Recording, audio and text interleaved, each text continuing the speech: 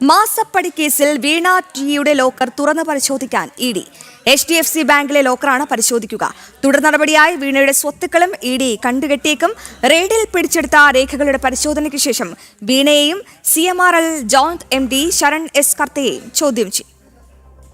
വീണയുടെ മരവിപ്പിച്ച അക്കൗണ്ടിലുണ്ടായിരുന്നത് 1.5 ലക്ഷം രൂപയായിരുന്നു. ഇതിനൊപ്പം HDFC ബാങ്ക് ലോക്കറിൽ എന്തെങ്കിലും രേഖകളോ ഡീറ്റെയിൽ ഡിവൈസുകളോ സൂക്ഷിച്ചിട്ടുണ്ടോ എന്നാണ് ഇഡി പരിശോധിക്കുന്നത്. CMRLന് നൽകിയ IT സേവനങ്ങൾക്കൊന്നും രേഖകളില്ലെന്നാണ് വീണ നേരത്തെ SFIക്ക് നൽകിയ മൊഴി. CMRLന്റെ താൽപര്യപ്രകാരമാണ് നേരിട്ട് സംസാരിച്ച് കരാറുകൾ ഉറപ്പിച്ചതെന്നും വീണ മൊഴി നൽകിയിരുന്നു. പിടിച്ചെടുത്ത രേഖകളുടെ പരിശോധന പൂർത്തിയാക്കിയ ശേഷം വീണയ്ക്ക് സമൻസ് അയക്കും. CMRL joint MD Sharan S കർത്തയെയും ഇഡി ചോദ്യം ചെയ്യും. CMRL chief general manager K Suresh കുമാറിനും സമൻസ് നൽകും. റെയ്ഡിനിടെ ഇവരെ പ്രാഥമികമായി ചോദ്യം ചെയ്തിരുന്നു.